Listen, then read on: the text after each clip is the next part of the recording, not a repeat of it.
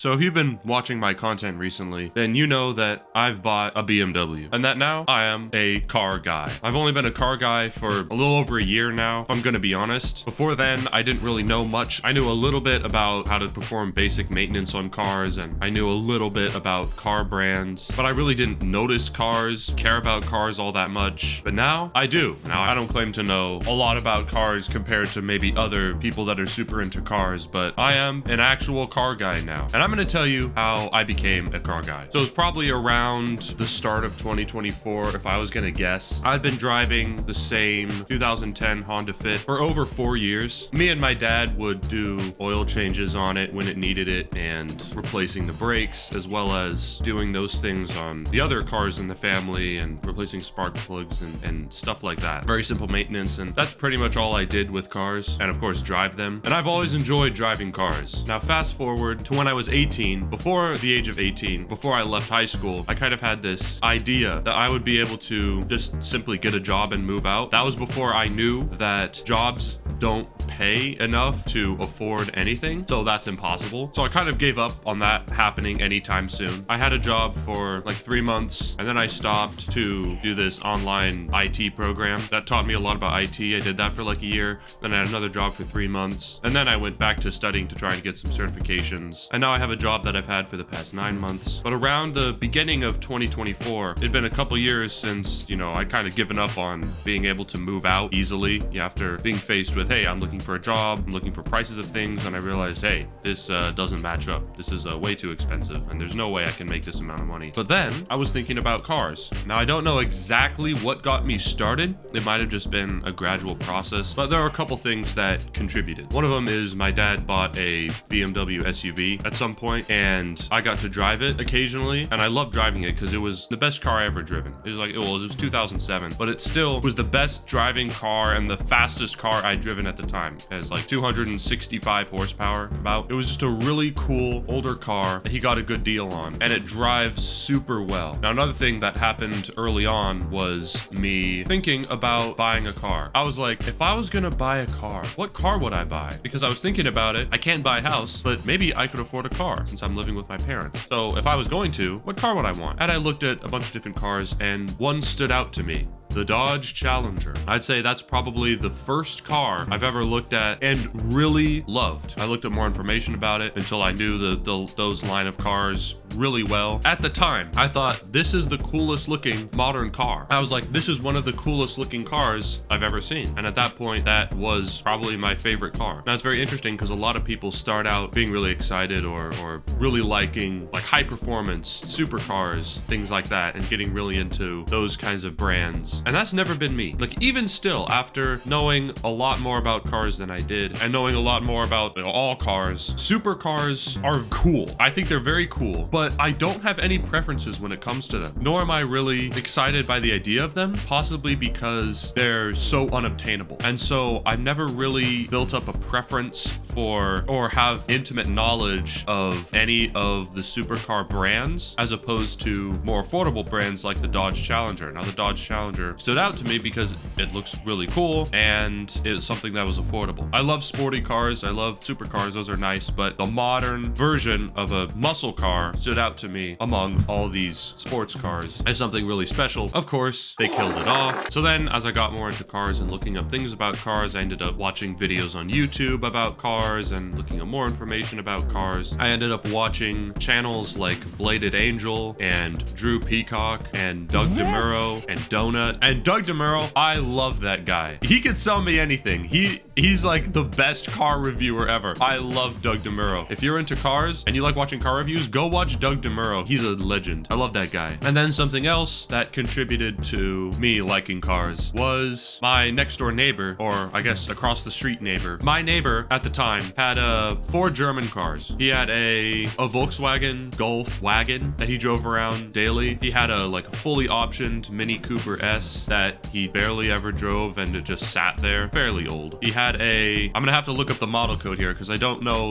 all of them off the top of my head. He had an E92 M3 and a super base trim Porsche Boxster, like no options. And all 4 of them were manuals. He loves a manual. Now, the only car he has left of that collection a year later is the Porsche. He loves that car. He ended up selling the other ones. My parents saw him pulling in with some sort of cool car, probably the M3 or the Porsche or something. And I think it was my parents started up a conversation with him. Then I was also there and we got to talking. And then I ended up taking a ride with him in his M3 and his Porsche. And I was like, oh my God, these cars are so cool. They were fast. They were great. They were manual. It was a really fun time. Also, at some point around this period of time, I got really more into manual transmissions. Like the idea of driving a manual. Like I really wanted to learn how to drive a manual.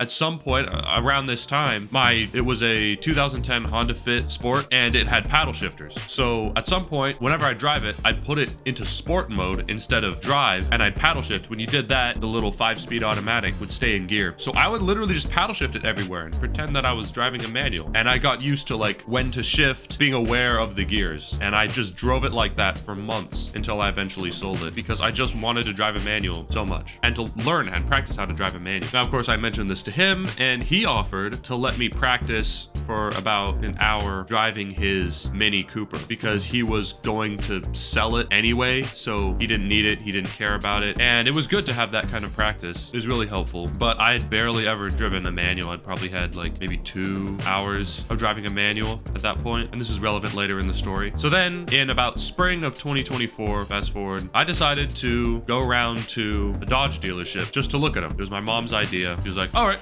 we're driving past a Dodge dealership, let's go there. I was like, okay. And we talked to a guy about, wanting a Challenger. Maybe, if I get a job, I'd look at buying a Challenger. I didn't even have a job at that point. But he's like, okay, cool. And a really nice dude. He was like, you want to test drive one? And of course, they have the Challengers out there on display. They had Hellcats, they had Scat Packs. I'm like, you're not gonna have me test drive a Hellcat, are you? And I wasn't saying that like I wanted to test drive the Hellcat. I was saying that like I didn't expect to drive a Hellcat. I was thinking that'd be ridiculous. And he's like, no, of course not. But one of these Scat Packs here, and a Scat Pack, it's still a pretty fast car. So he let me. My mom was in the passenger seat. He let me just walk in there, drive a damn Scat Pack Challenger, 6.4 liter V8, 485 horsepower. It had the shaker hood, 8-speed automatic, of course, and he let me drive that shit. So I drove it. Unfortunately, there was too much traffic to actually get on it. But dude, it was great. It was loud. It was perfect. I love that thing. Now, of course, I wasn't gonna up and buy that shit. I don't have that kind of money. But I was looking at other Challengers. I was looking at V6 Challengers because those were affordable.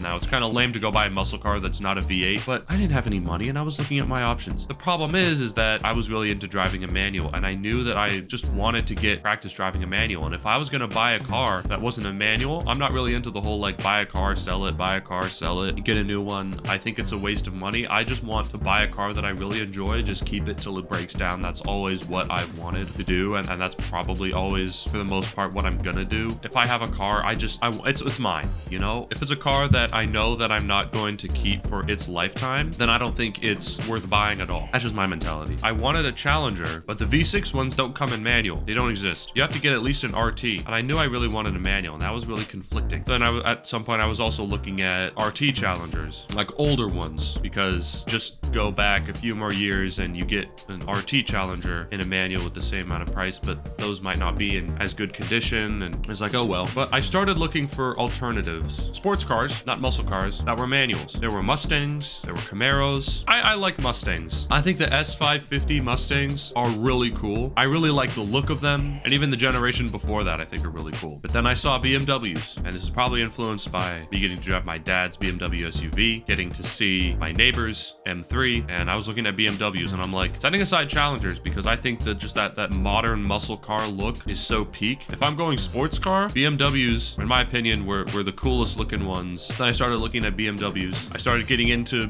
BMWs, looking up information about them, and I think, as far as everything about BMWs, I think honestly at this point they're my favorite car brand. I just know a lot about BMWs. Of course, not the most out of everyone, but I know a lot about them. I like them, and I have my different preferences about the different models and what I would buy and all that. So after test driving a few, fast forward to summer, I have a job. I'm actually looking. I look at some RT Challengers. I look at some BMWs, and when I was looking at them, I'm like, okay, so here's my opinion. I think the best looking BMW from the outside design is the second generation 8 Series, the new 8 Series. I think a lot of people will disagree with that because a lot of people like the M5s, M3s from like the 2000s, 2010s, stuff like that, and even older. And I get it, and I also like those cars. I think they look cool, but I've always really liked modern designs, modern styles. And so I think the perfect balance for like car design for me is like modern, sleek, but not really to the point of looking futuristic, like a Tesla or the new Jaguar, things like that. So I lean towards those. Now I think the second best looking BMW series and my favorite overall BMW series is the first generation 4 Series. I think that series is second best in terms of looks, still very cool. I like the coupe style, but overall it's smaller, it's more affordable, it isn't like over luxuryized like the 8 Series is. It's got a lot more like luxury features, which luxury is something I don't really care about that much. So I just gravitate toward the more affordable one. Like if I was gonna buy something, it would be the 4 Series coupe. So I'd say that was my favorite series of BMW. So I looked and I found a 4 Series, a 435i with a manual transmission, which for its year is one model below the M4. So I'm right below that. And I love it. It's really cool. It's amazing. Now, of course, I think the ultimate BMW from that series would be like somewhere between an M4 and an M4 CS. I don't exactly know all the differences. Like obviously I'm not looking at buying those. So I mean, if I was to choose between an M4, an M4 Comp, and an M4 CS, I haven't really looked into that because I'm not about to make that decision. But somewhere around in that would be like the ultimate BMW I'd buy. Like I would buy that BMW and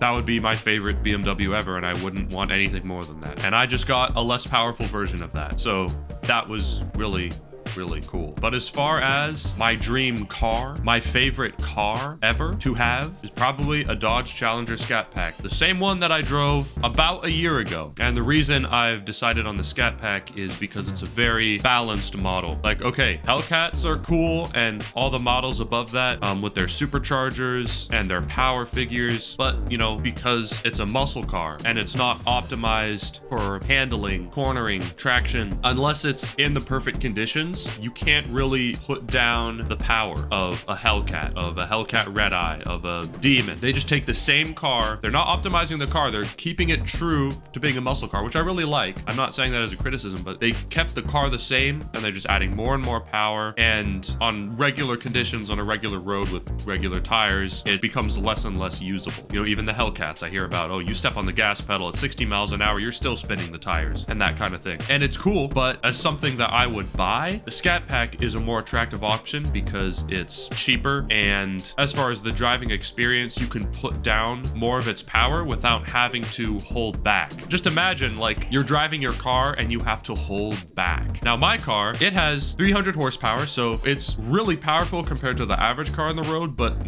not really powerful in the world of sports cars. It's like on the lower end, not the lowest, but the lower end of like sports cars, and it's all-wheel drive. I have never like had any traction issues whatsoever. Like I step on the gas pedal in first gear and second gear as hard as I want, it just goes, even in the rain. I'm taking a corner and I'm like, you know what? I want to turn sharper. And my car goes, okay. And it just turns. It's like, oh, I want to turn even sharper. And my car goes, okay. And then it just turns. And of course, I don't push my car to like the limits of its cornering, but I've taken corners pretty fast on dry roads and in the rain, and I've never found the limit of my traction. I don't want to, but I've never found the limit of my traction on my car. And it's just great to be able to drive fast and quickly and enjoy it, and my car be able to put down all of its power no matter what, be able to take any corners. It's great. And if I'm just imagining driving a Hellcat Red Eye, to have to hold back to risk, you know, burning up your tires and having to replace them, or trying to take off and having to manage the wheel spin is just not something that I would find more enjoyable as opposed to like a supercar with the same amount of power that can really put that power down on the road and take off, or a sports car that has less power, or a muscle car that has less power that can actually put it down on the road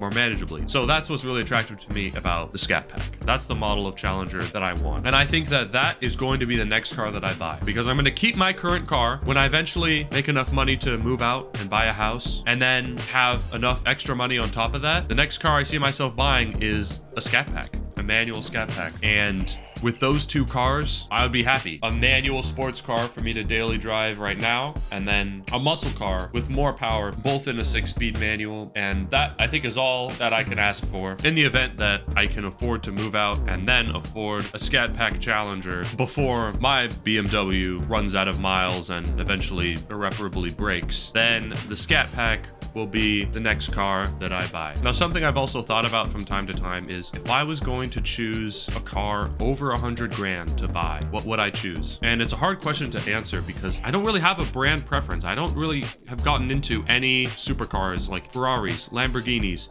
Bugattis, Aston Martins, Jaguars, Porsches, McLarens, Paganis, Koenigsegg's. Like, I feel like there's so many options and I really don't have a preference. And I mean, I can kind of like say, oh, I like this or I like this, but to be honest, it's mostly based off of like, is it an engine with a cool amount of cylinders and does it look good? Like, that's pretty much all my opinion is based off of, because I've never got to drive them. I don't know that much about them. I just haven't researched them that much. I'm just not into them as much because they're just so unobtainable. But if you told me I had to choose a car over 100 grand, then I'd probably go with a 6-speed manual Porsche 911 GT3. Now, of course, I would be happy with any supercar. Like, you put me in any supercar and I'd be happy. I'd be like, wow, this is super cool. But Porsches have stood out to me as being smaller. They have a cool design and they're like very track focused. I don't know. I just find it cool, even if they don't have like a V10 or a V12. And they're cheaper than a lot of cars that they outperform, you know? So 911s have kind of stood out to me in that aspect. So I'm like, okay, what Porsches can you get with a manual transmission? And I'm like, you know, a 7-speed DCT would be super cool to have, but I don't know. I feel like I would probably go with a manual, even though, you know, DCTs are really cool, but just because they have a manual option, I'm like, surely I gotta choose the manual version because I just really like driving manuals. And the manual versions, they have a Carrera T, then they have the GT3 and the GT3 Touring. And between the GT3 and the GT3 Touring, I guess it'd be cool to have a wing on the back. So a GT3 with a manual it is. If you told me you have to spend over 100 grand, what would it be? And I would probably tell you Porsche 911 GT3. I don't consider that my dream car. I consider my dream car to be a 6-speed manual Scat Pack Challenger, and I might make a little video about a Porsche 911 GT3 at some point, just like on the Porsche new car website, just building one, because why not? Because it's cool to imagine. But I really don't see myself, it would be hard to justify spending that much money on a car, even if I could afford it. A Scat Pack Challenger is a very reasonable goal, I think, and it's something that is within my future, 5, 7, 10 years away, but it's something that's within my reach, something that's within my future. And I think it would be a great second car for me to have, a weekend car. So yeah, that's just me yapping about how I got into cars and the cars that I find pretty cool. I'm not gonna try and change my channel into being a car channel, definitely not gaming all the way, but I've been a car guy for a while and I think it'd be cool to make videos now and then about cars, maybe give you updates on stuff I'm doing to my car, like short little updates. If I'm gonna buy a new car, make a video about that. Just occasional little videos about cars. Yeah, that's about it. I'll see you in the next video. Goodbye.